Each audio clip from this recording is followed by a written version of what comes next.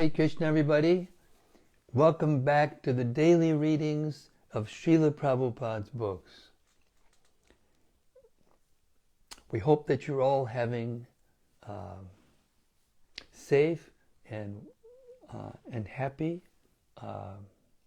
time. It's a heavy time. The pandemic is increasing, spiking.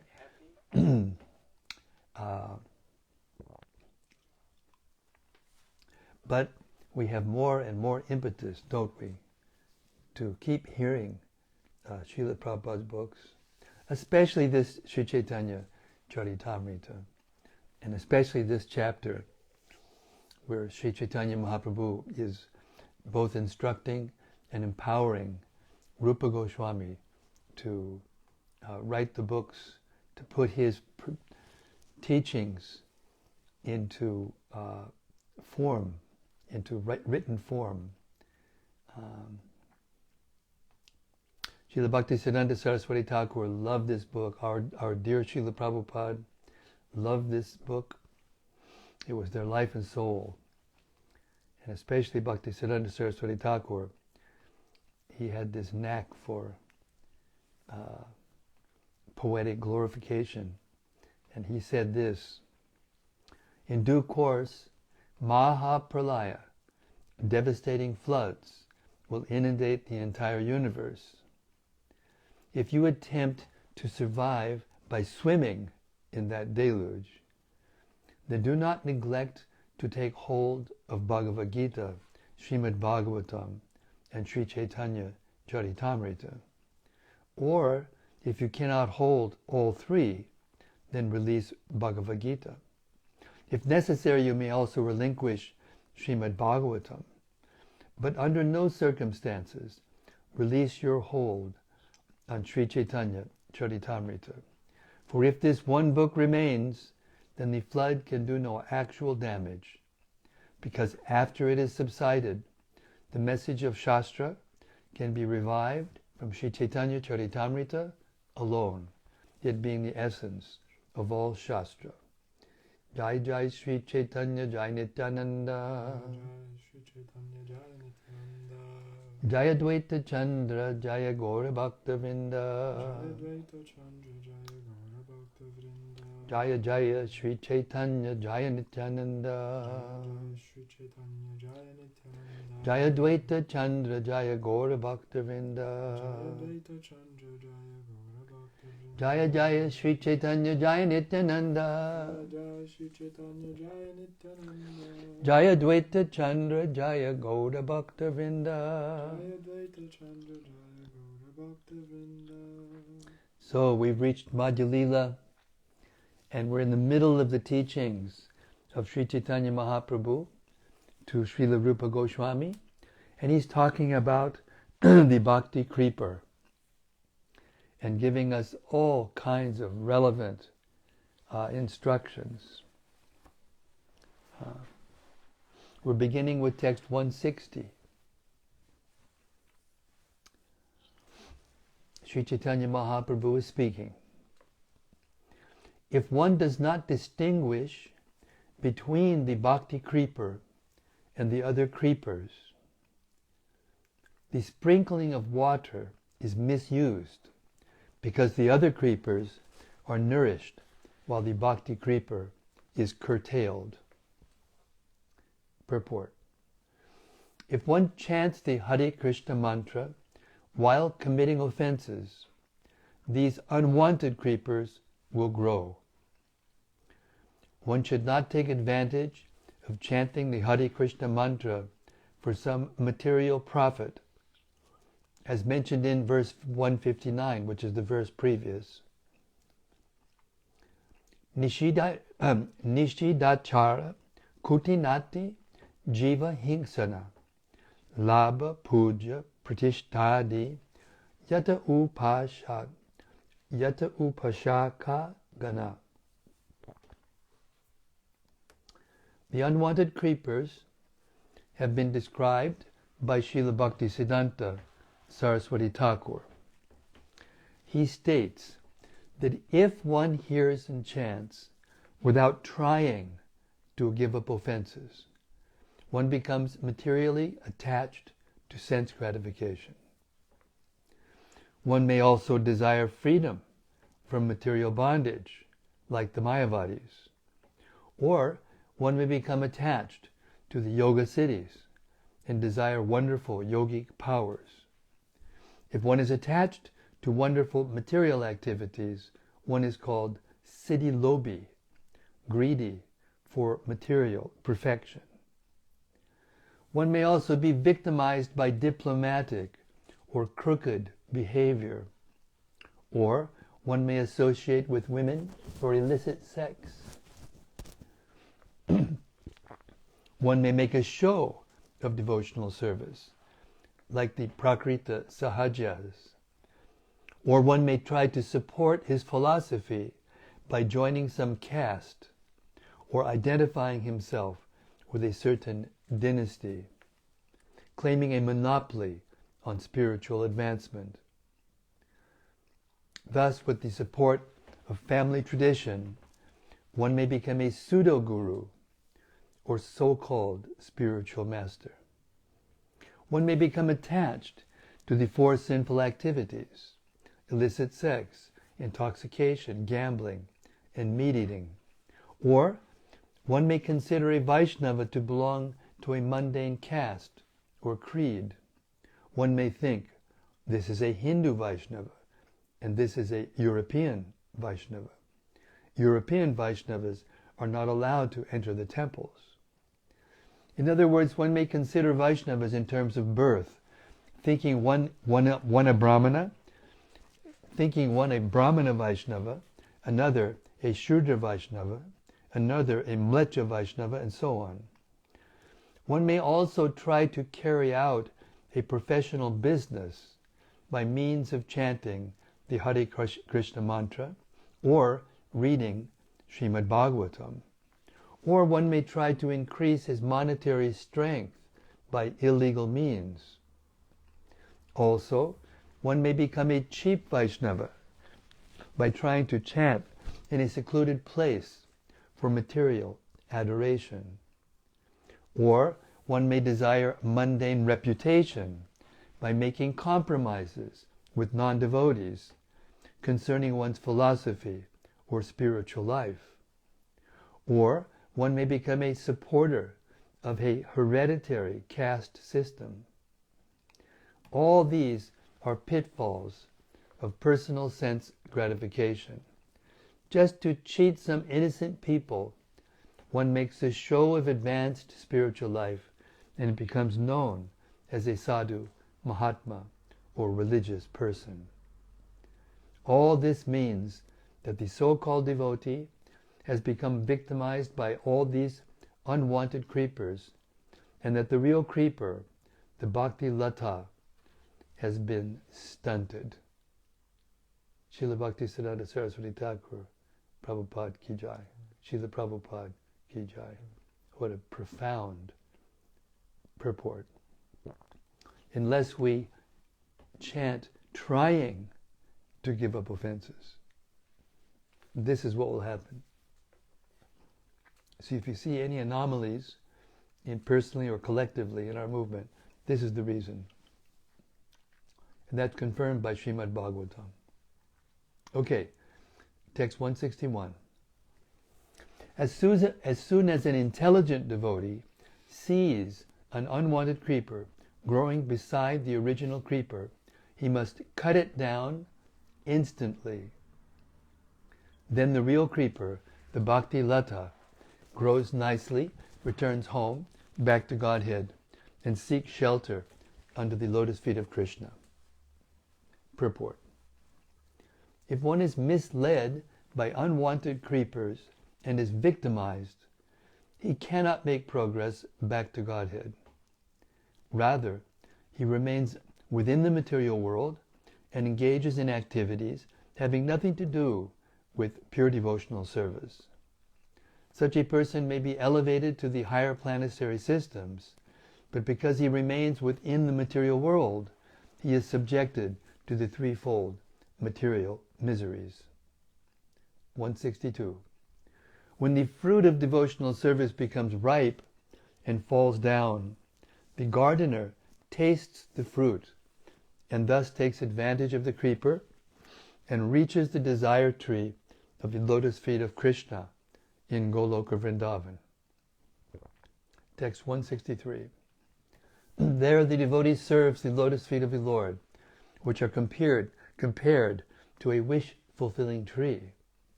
With great bliss, he tastes the he tastes the juice of the fruit of love and becomes eternally happy. Purport.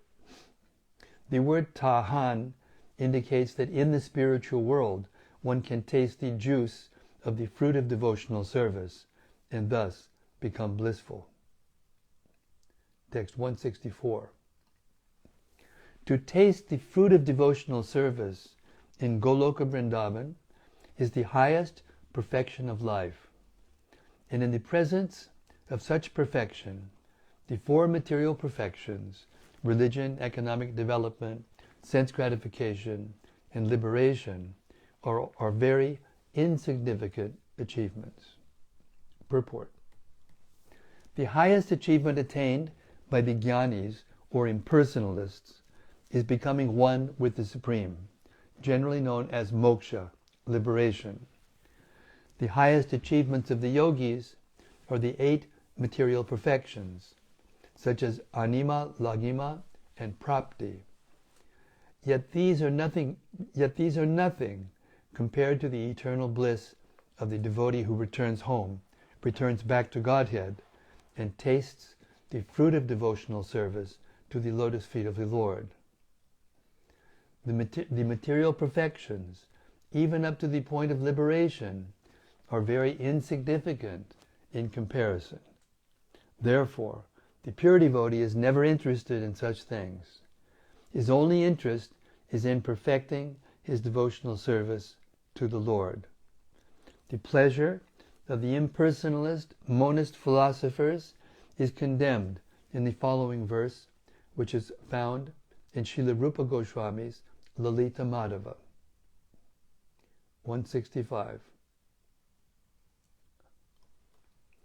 As long as there is not the slightest fragrance of pure love of Krishna, which is the perfect medicinal herb for controlling Lord Krishna within the heart, the opulences of the material perfections, known as the siddhis, the Brahminical perfections, satya, shama, titiksha, and so on, the trance of the yogis, and the monistic bliss of Brahman, all seem wonderful for men.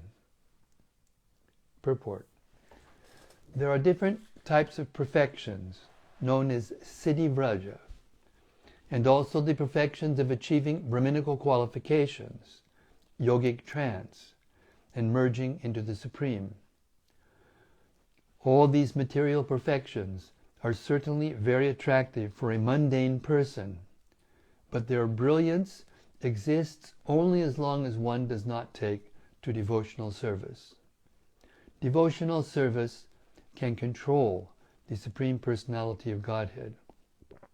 Who is the Supreme Controller of all universal affairs? The 5 rasas, mellows, in the transcendental world are practiced by the inhabitants of Goloka Vrindavan in neutrality, servitorship, friendship, parental affection, and conjugal love. All these please the Lord so much that he is controlled by the devotees. For instance, Madhya-lila was so advanced in devotional service that Krishna agreed to be controlled by her stick. In other words, the 5 principal mellows are so great and glorious that they are able to control the Supreme Personality of Godhead. In the material world, however, the so-called siddhis or perfections manifest their brightness only as long as one is not interested in devotional service.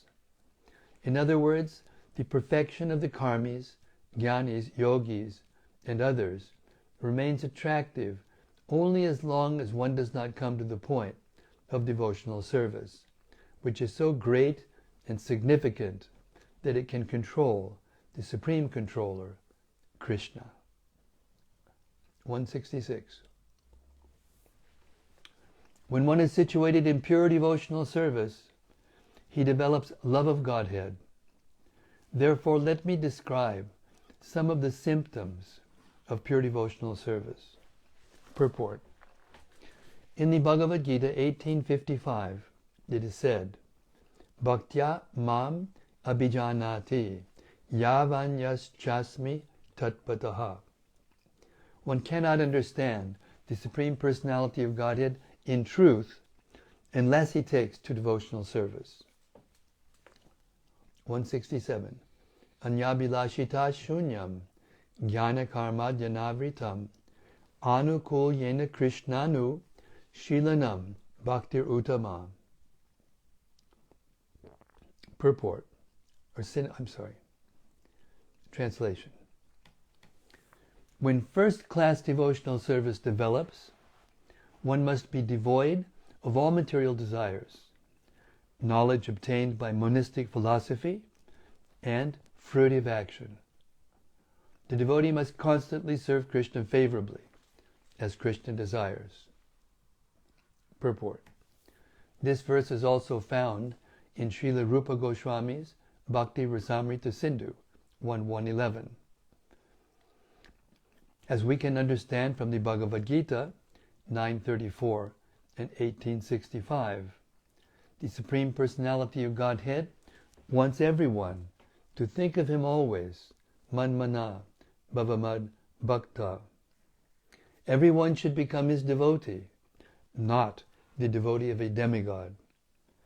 Everyone should engage in His devotional service, including archana, deity worship, in the temple. Manmana bhavamad bhakto madjaji mam namaskuru. Everyone should offer obeisances from moment to moment to the Supreme Personality of Godhead. These are the desires of the Supreme Lord. And one who fulfills his desires favorably is actually a pure devotee. Krishna wants everyone to surrender to him, unto Him, and devotional service means preaching this gospel all over the world. The Lord says openly in the Bhagavad Gita 18:69, Nachatasman manusheshu kaschin me priyakritamaha. One who preaches the gospel of the Bhagavad Gita for the benefit of all is most dear to Krishna. The Bhagavad Gita is spoken by the Lord so that human society can be perfectly organized from all angles of vision, politically, socially, economically, philosophically, and religiously. From any point of view, human society can be reformed by the Krishna consciousness movement. Therefore, one who spreads this philosophy of Krishna consciousness for the benefit of all conditioned souls in the universe is perfect in pure devotional service. The criterion is that a devotee must know what Krishna wants him to do. This understanding can be achieved through the medium of a spiritual master, who is a bona fide representative of Krishna. Srila Rüpa Goswami advises, Adau Gurashvayam. One who is serious in wanting to render pure devotional service to the Lord must take shelter of a spiritual master who comes in the disciplic succession from Krishna. Evang parampara praptam imam rajarshayo viduhu. Without accepting a bona fide spiritual master coming in the disciplic succession, one cannot find out the real purpose of devotional service. Therefore, one has to accept the shelter of a bona fide spiritual master and agree to be directed by him. The first business of a pure devotee is to satisfy his spiritual master, whose only business is to spread Krishna consciousness. And if one can satisfy the spiritual master, Krishna is automatically satisfied. Yasya prasadad bhagavat prasadaha. This is the success of devotional service.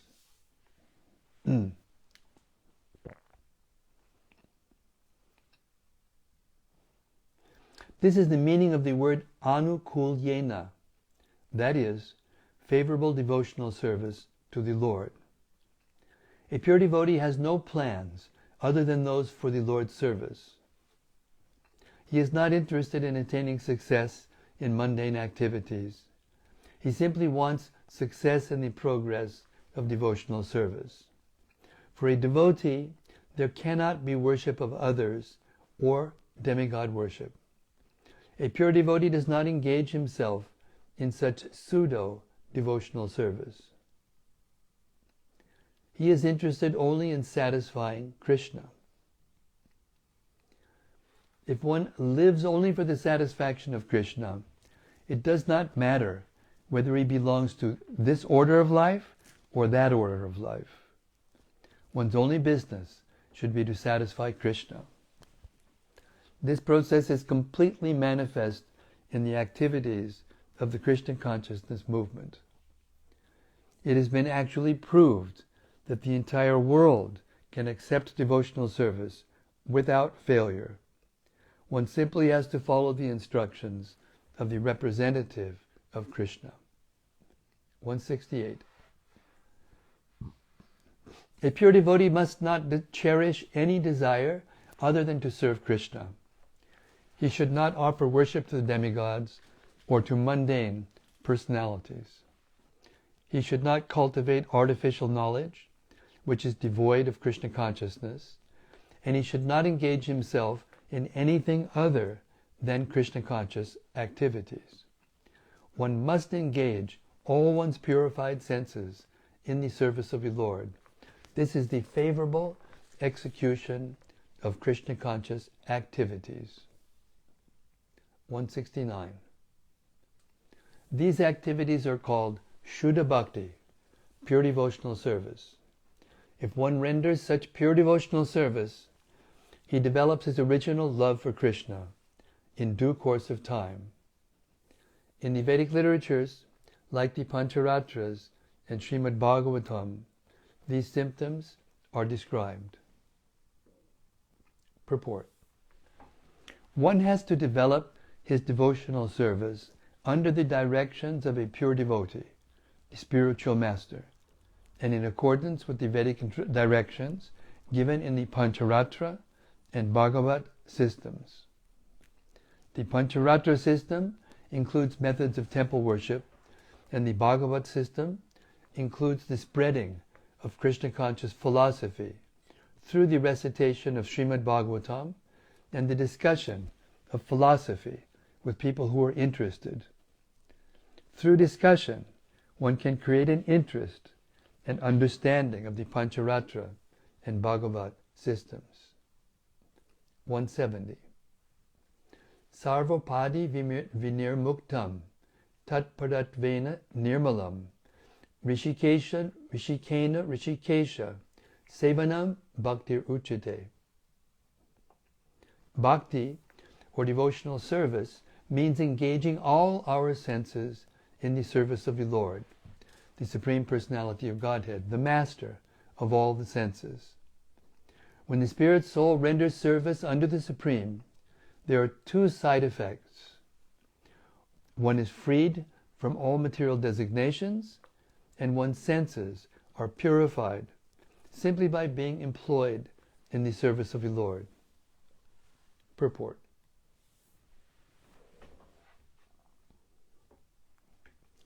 This verse quoted from Narada Pancharatra is found in the Bhakti Rasamrita Sindhu 1:1-12.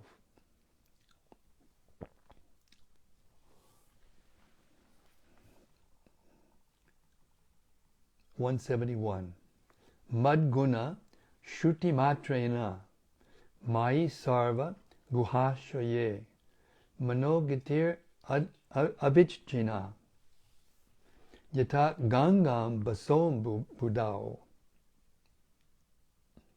Just as the celestial waters of the Ganges flow unobstructed into the ocean, So when my devotees simply hear of me, their minds come to me. I reside in the hearts of all. Purport.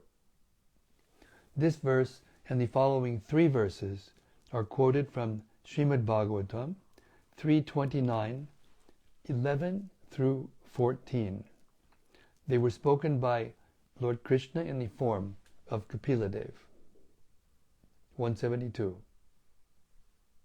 Lakshanam bhakti yogasya nirgunasya yudharitam ahaituki avyavahita ya bhakti purushottame.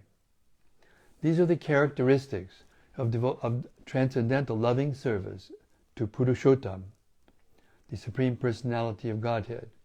It is causeless and it cannot be obstructed in any way. 173.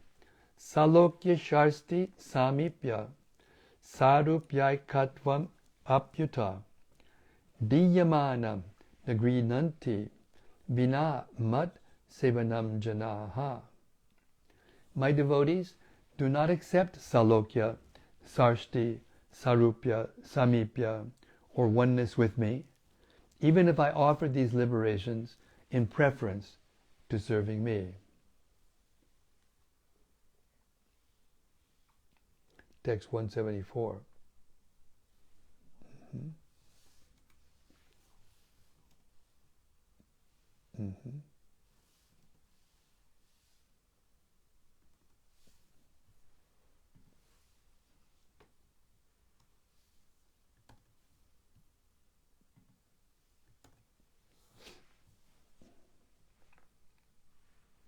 174.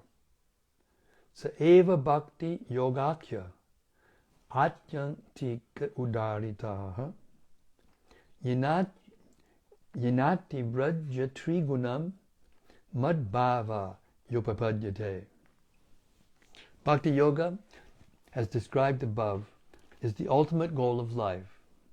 By rendering devotional service to the Supreme Personality of Godhead, one transcends the modes of material nature and attains the spiritual position on the platform of direct devotional service. 175. Bhukti mukti adi vancha yadimani hoy sadhana karila prema utpana na hoy.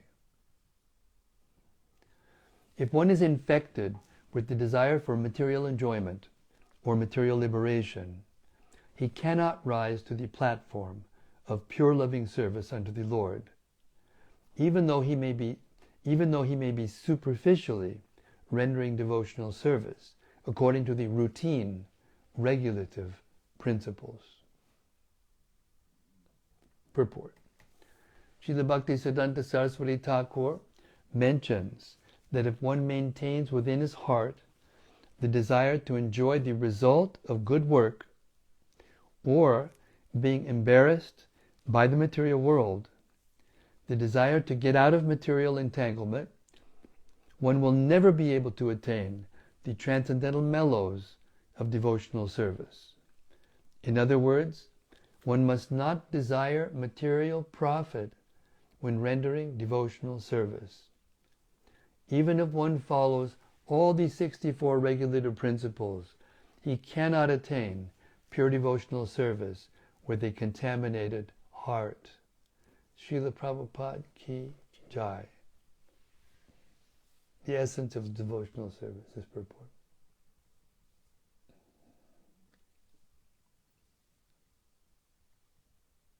I'm reading all these verses because they're just really important.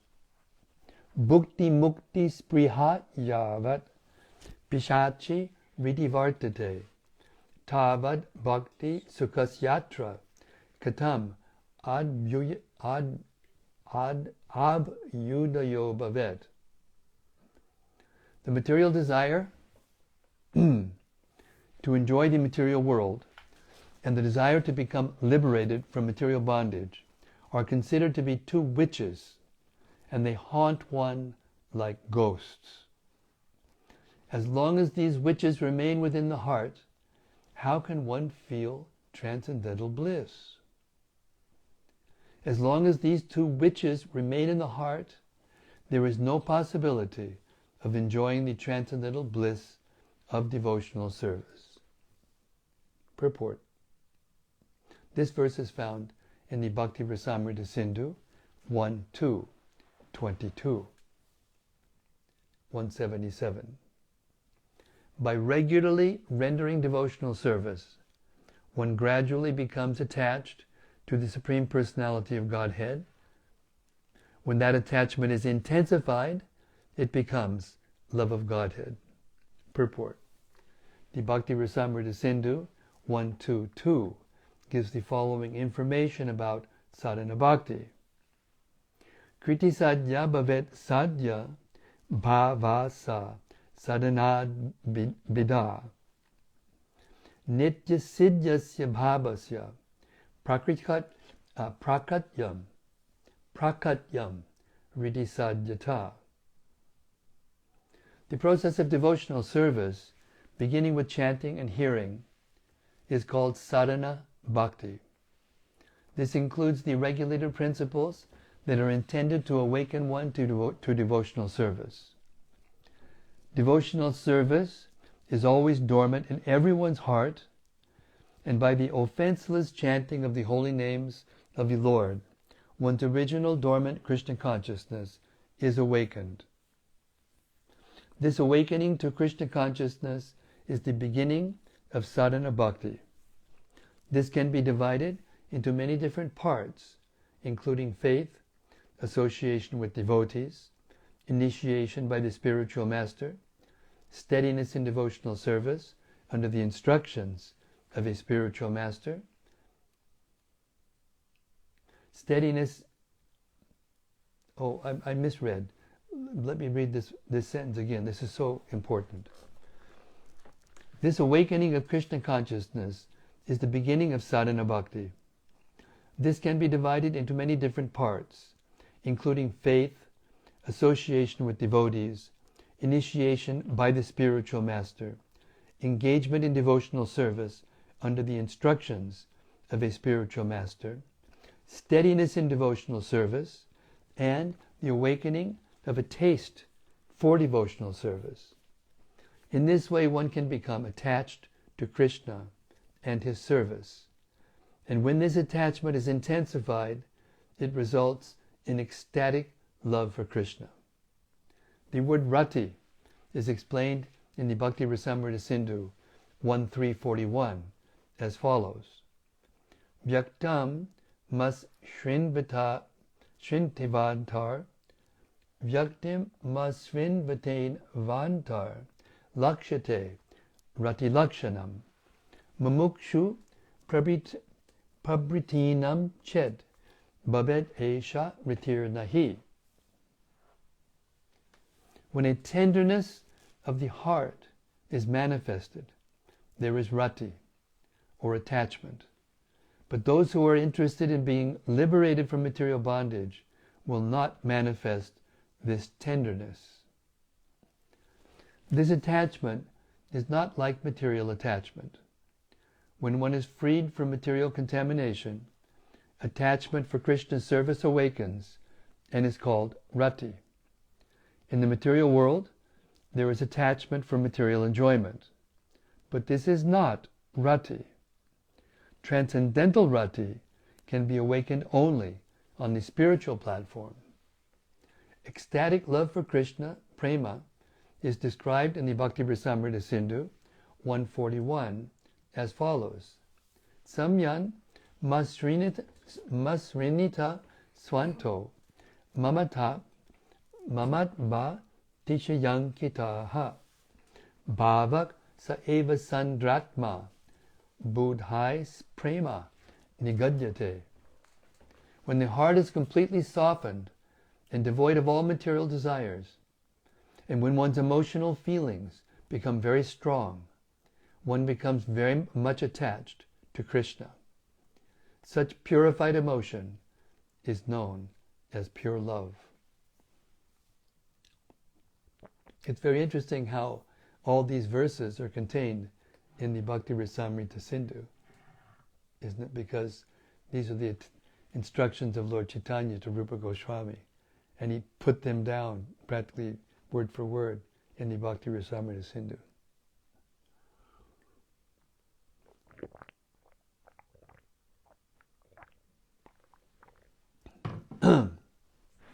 (178) The basic aspects of prema, when gradually increasing to different states, are affection, abhorrence, love, attachment, further attachment, ecstasy, and great ecstasy. Purport. In the Bhakti Rasamrita Sindhu 3.2.84, sneha, affection, is described as follows. Sandras chittadravam kurvan prema sneha utiryate.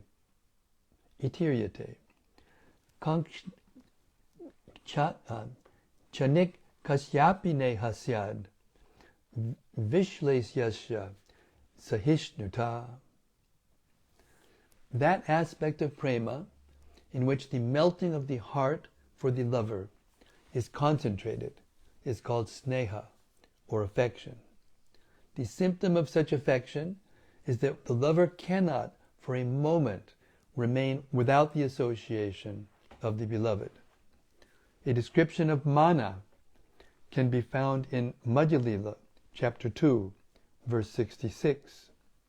Similarly, a description of pranaya is also there. As far as raga is concerned, the Bhakti Rasamrita Sindhu 3.2.87 says, Sneha sarago yena syat sukham dukham api sputam tat sambandha lave pyatra priti prana vyaya api. That stage at which affection for the beloved converts unhappiness into happiness is called raga, or attachment. Let me repeat that sentence. This is very important. That stage at which affection for the beloved converts unhappiness into happiness is called raga, or attachment. When one has such attachment for Krishna, he can give up his own life to satisfy his beloved Krishna. Anuraga bhava and Mahabhava are described in the 6th chapter of the Madhya-lila, verse 13. The purport to that verse explains Aniruddha Mahabhava. Text 179. The gradual development of prema can be compared to different states of sugar. First, there is the seed of the sugar cane, then sugar cane, and then the juice extracted from the cane. When this juice is boiled, it forms liquid molasses, and then solid molasses, then sugar, candy, rock candy, and finally lozenges. Text 180. All these stages combined are called sthayi bhava, or continuous love of Godhead in devotional service. In addition to these stages, there are vibhava and anubhava. Purport.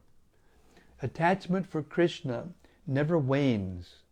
It increases more and more as one attains different stages.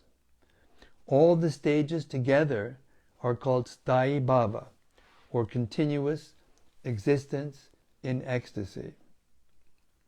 Now this sthayi bhava means servitude, friendship, parental affection, and conjugal love.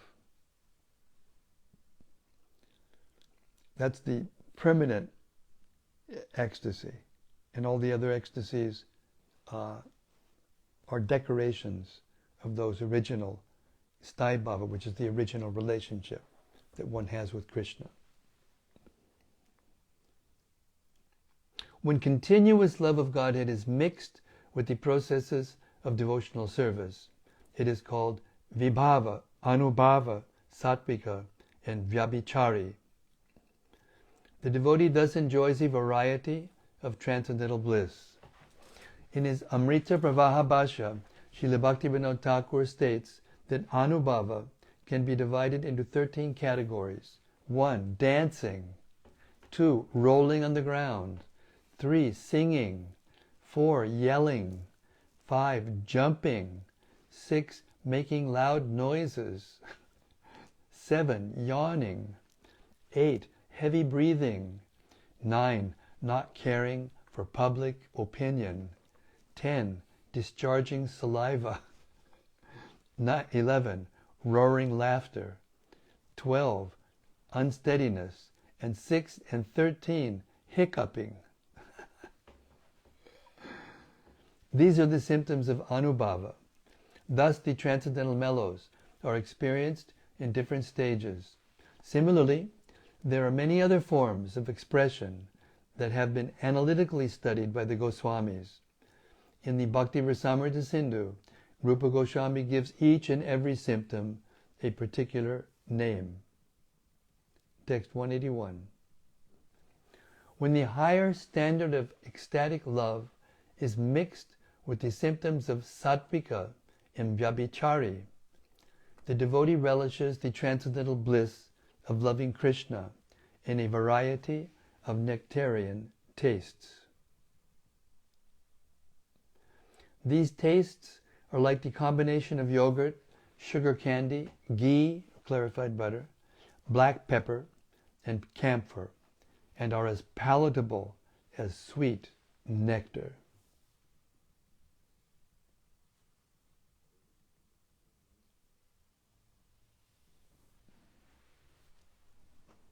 So we'll stop here with our reading. This is very, very dense and very sweet, intense.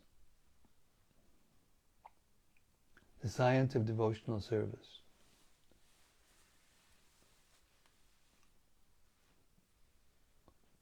So if anyone has any reflections or discussions or comments, please feel free.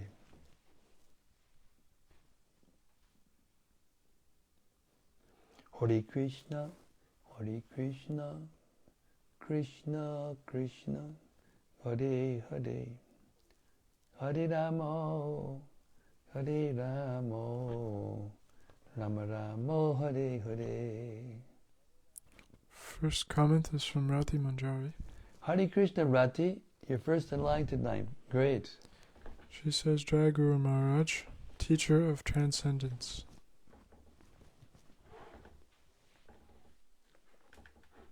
I'm going to teach myself how to walk again. What to speak of transcendence. Hare Krishna.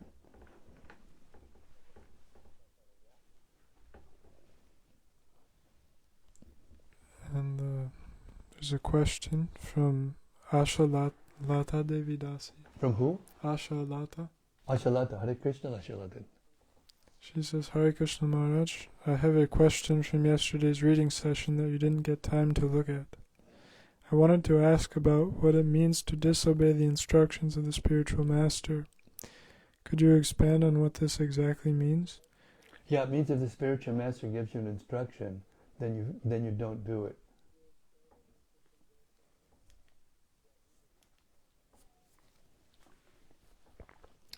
Disobey the orders of the spiritual master means to get an order from the spiritual master and then not do it. That's the essence of the topic. And it can take unlimited numbers of varieties. You make a promise when you take initiation, for instance, to strictly follow the regulated principles and chant 16 rounds every day, and to try to avoid offenses. And this is the contract. These are the only vows that we actually take at the time of initiation. There may be other details. There are detailed instructions of the spiritual master, and there are the basic or essential instructions. These are the essential instructions. So if you don't do that, then you're disobeying the order of the spiritual master.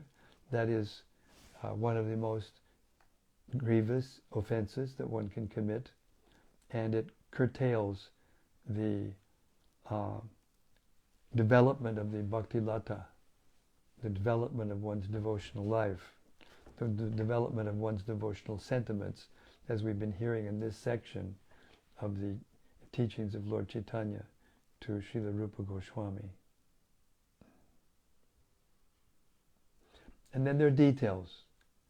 Some spiritual masters have, I don't want to say quirks, but I want to say, the different personalities, and they have different tastes. And the spiritual master's taste is seen by the disciple, and if one is a first-class disciple, then one will try to please the tastes of the individual spiritual master, even without being asked. That's first-class devotional service. So the offensive stage is the opposite of that. Not to look for what is pleasing to the spiritual master and then doing it or saying it or fulfilling that desire without being asked.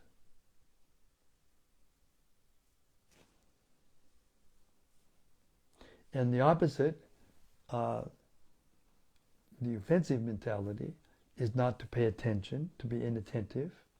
Just like we're supposed to be attentive when we chant our rounds, we're also supposed to be attentive to the orders of the spiritual master. And lucky for us, we have all the instructions of Srila Prabhupada in these books, in these purports especially, and we are trying to repeat them and follow them ourselves. And to not do that, or to not try to do that, at least, we heard about in the first verse we read today, verse 160, all the different varieties of material sense gratification that can enter into one's conception of life, one's conception of spiritual life even, and what one does during life.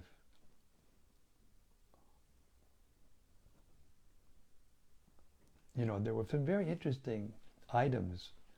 That's a fascinating purport. I was just telling Radharaman today that I've read that purport verbatim out loud in an assembly of devotees in various crucial moments during the development of our movement.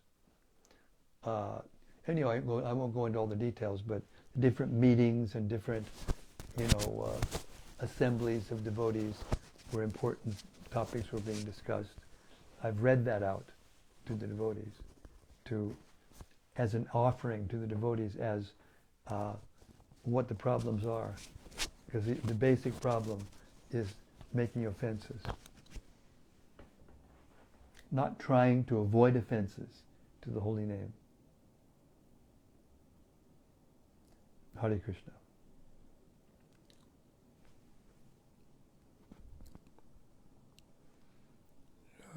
She also has another question.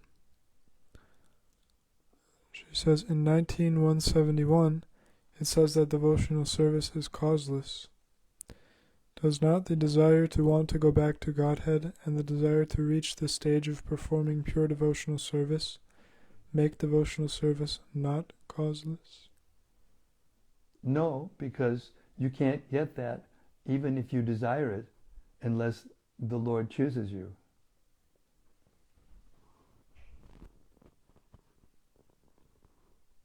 The Lord must choose you to get pure devotional service.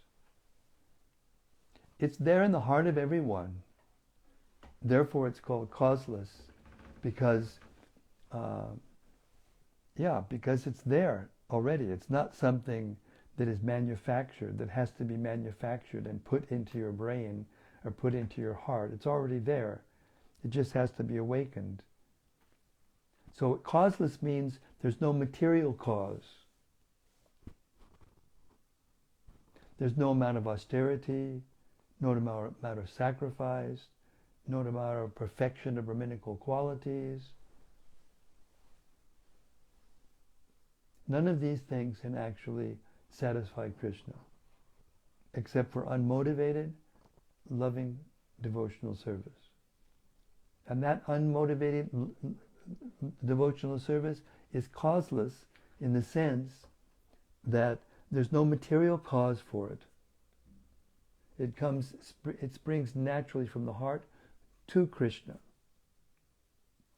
There's a nice statement we heard the other day, Abhay and I. We read Bhagavad Gita together every day, Chad, a chapter a day. And we ran across this sentence. Devotional service is a self-manifested, peaceful condition that can only be achieved in relationship with Krishna. So you can say that Krishna is the cause of the devotional service. It's one of the symptoms, one of the causes, but it is not a material cause. There's no material cause for devotional service, and therefore it says it's causeless. Hare Krishna.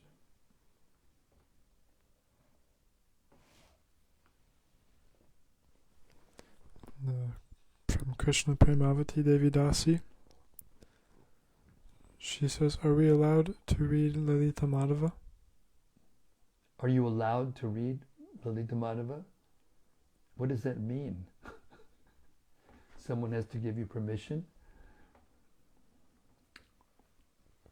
This is the affair of the heart, but it also should be guided.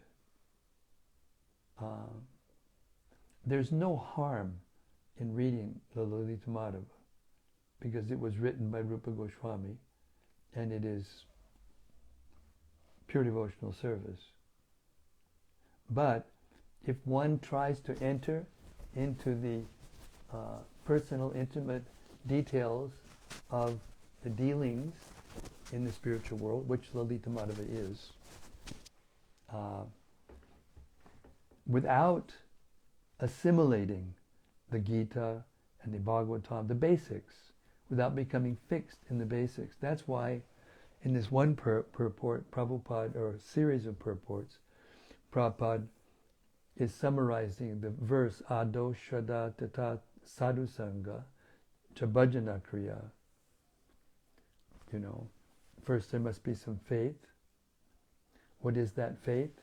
That faith is actually the very beginnings, the glimmering of the desire for the soul to go towards Krishna. So in other words, faith is the love that we have for Krishna, but covered. And to the degree that it becomes uncovered is the degree to which we taste pure love for Krishna and engage in loving devotional service. Spontaneous, loving devotional service. Again, the causes of devotional service are Krishna in various ways, but that's not a material cause. So, permission to read Lalita Madhava. Your spiritual master should give you permission. If you're not clear as whether or not you should, then you should ask your spiritual master. And on his order you can, or he may tell you not to.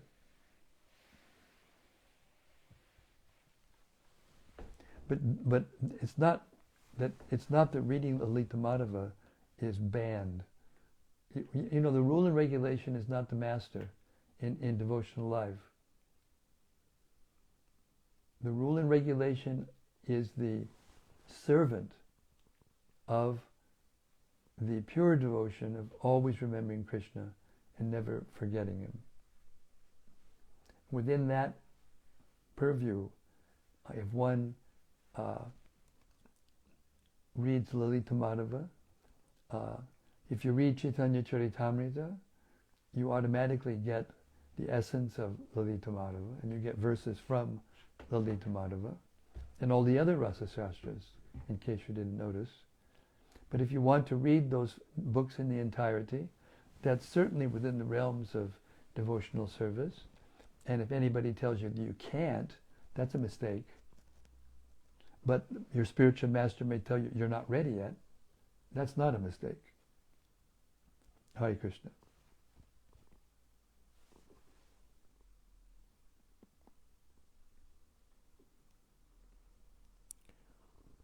Bhakta Charlie says Hare Krishna Maharaj. Well, Hare Krishna, Bhakta Charlie.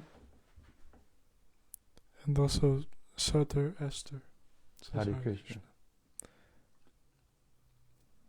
And there's a question from Vrajaloka Devidasi. Brajaloka. Haribo Brajaloka. She says, I also have some question from yesterday. In the purport of the verse 157, Srila Prabhupada says, quote, even if one thinks that there are many pseudo-devotees or non-devotees in the Krishna consciousness society, still one should stick to the society, unquote. If I understood well, it means that we have to be faithful to the ISKCON, despite the problems of our community. It is very painful when we see that devotees leave Srila Prabhupada's movement because they feel hurt or any other reason, even sometimes elder devotees after many years practicing. And then the questions, how can we help those devotees who feel hurt? That was there's 3 questions there. That was the first, how can we help those devotees?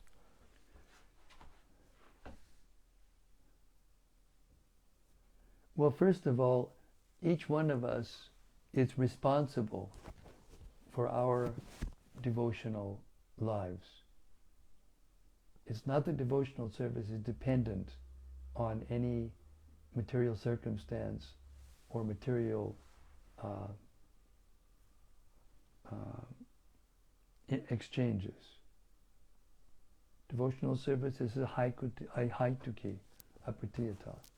So the tendency for neophyte devotees, and this is from Prabhupada directly, the tendency of neophyte devotees is to go for some time strongly and then be forced to withdraw the effort. And in that stage, one can fall down. That is a symptom of anishtita bhakti, or unsteady devotional service. That's why those first items in the devotional process bring us to nishta, or steadiness, in devotional service. Nashta prayat vajreshu nityam bhagavata sevya. This is nishta, steadiness. When one can't get a taste, ruchi, without steadiness in devotional life. Steadiness means when you're in the material world, you cannot avoid seeing or being in a situation where you have to face these anomalies of material existence, the pain and suffering of being in a material body. The material body is a diseased condition of the soul. Just like now I have this operation and now I can't walk properly, and I can't, so many things I can't do that I normally can do easily. And I have to tolerate that. That's one of the symptoms of a diseased condition. But the material body itself is a diseased condition of the soul. So therefore, as long as we're identifying with the body, as long as we're thinking that we're the body, then we will have to experience those things. And therefore, sometimes neophyte devotees, they can't tolerate restraining from sense gratification. They're too attached to their bodies. They're too attached to the sense of comfort. They're too attached to being, petted.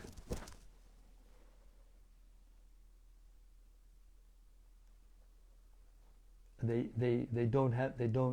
can't tolerate the austerity of restraining ourselves from sense gratification.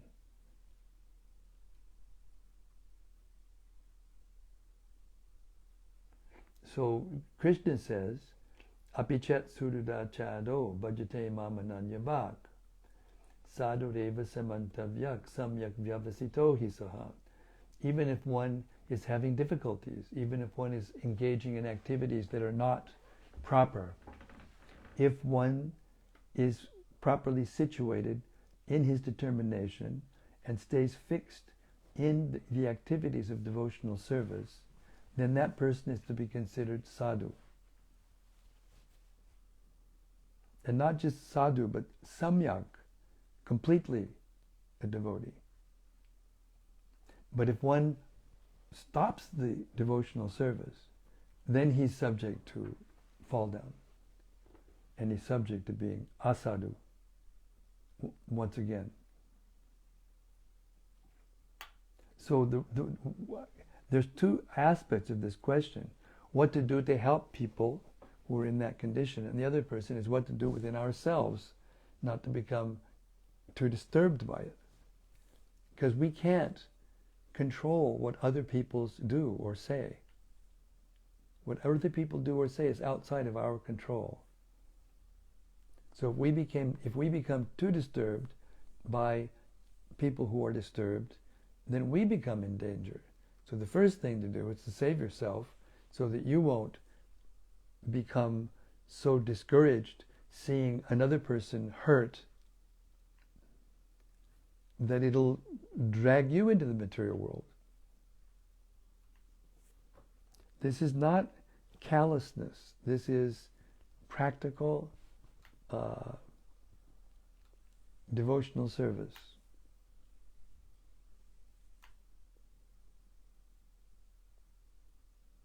Devotional service is ahaitukiya pratiyata, just like we just read the verse.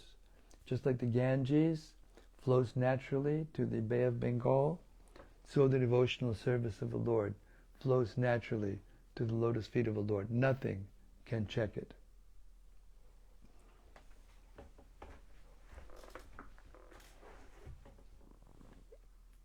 Karmendriyani samyamya, Krishna says. Karmendriyani samyamya ya aste manasas smaran indriyartan vimudatma mityachara uchate. So Karmendriyani samyamya means that one is acting one way, manasas smaran, but is thinking internally in another way. And then, by that mistake, one becomes vimudatma, means self-deluded. And mityachara sujya, becomes a pretender. So sometimes a neophyte devotee wants to be a devotee and tries to follow everything, but inside there's still this unwillingness or inability to give up looking for sense gratification.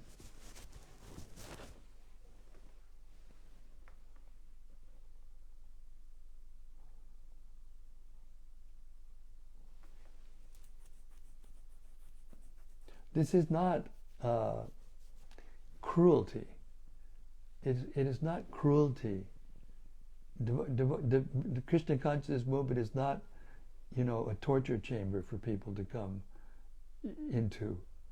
It's not. The chanting of Hare Krishna, dancing and chanting and tasting the prasad of the Lord and the association of the deities and everything. This is real life, real juice, as we say. But if one is actually still thinking, it's like there's a saying, a man convinced against his will is of the same opinion still. So if one is insistent that one cannot feel properly or comfortable without sense gratification, then he has to go into the world where he's surrounded with people who are into sense gratification.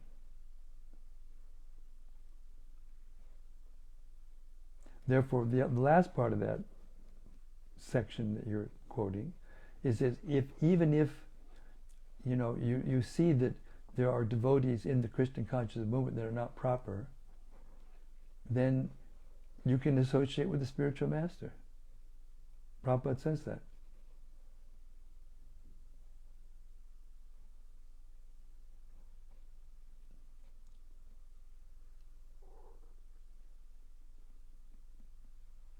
There's so much more to say about this, but I'm quite a bit over my quota of time sitting in a chair.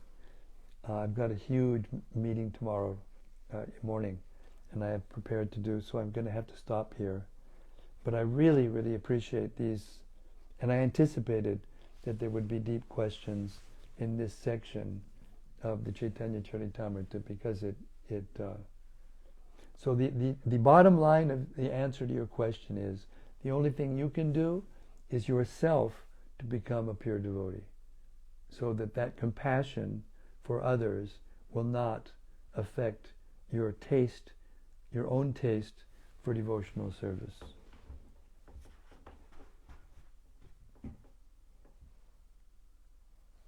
Hare Krishna. Sri Caitanya-caritämrta ki jai. Samaveda Bhakta Vrinda ki jai. Gaur Prem Anandi Hari Hari Bo. So, see you tomorrow night. Same time, same place, same subject. Hare Krishna. See you tomorrow. Hari Bo.